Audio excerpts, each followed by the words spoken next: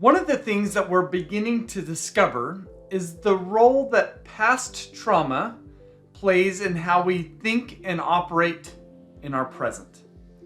I want to give you an example of how this plays out. Now, what we do know about past trauma is that when we experience trauma, it causes our body to want to self-protect.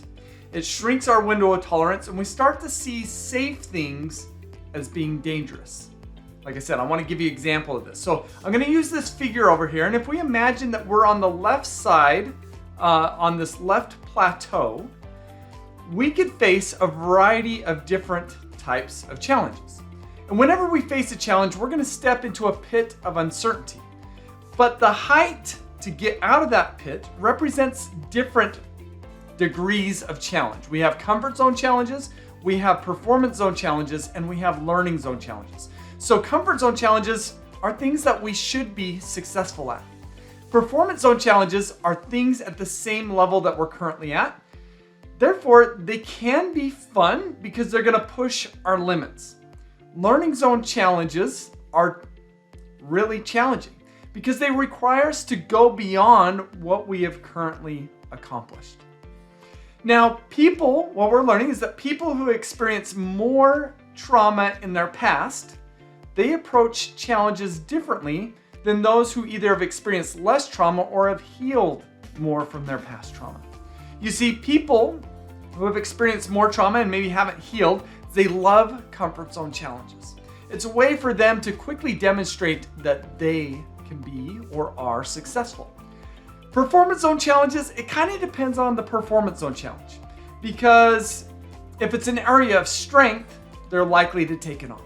If it's not an area of strength, they're likely to avoid it. When it comes to learning zone challenges, these are really scary for people who have experienced past trauma. They interpret learning zone challenges as being dangerous when they aren't inherently dangerous. Let me try to explain. You see, when somebody hops down into this pit of uncertainty with the learning zone challenge, people who have experienced more trauma in their past, what they're worried about is attempting to climb up on this other side and not making it on their first attempt and falling back down. They see that as being really scary because they're worried, how am I going to be seen and viewed by others if I try really hard and fail? That probably means that I'm a failure. But people who have either healed from trauma or have experienced less trauma, they approach these situations differently. You see, these types of people, they actually don't like comfort zone challenges. They're too easy. They love performance zone challenges because they push them. I'm not going to say they always love learning zone challenges, but they approach them differently than those who have more or unhealed past trauma. You see, they are willing to step into this pit of uncertainty, and they recognize that they're probably not going to be successful on the first attempt. But what they know is that the more times they try, they will eventually get up there. They don't let one instance of failure or a lack of success hold them back from continuing to try.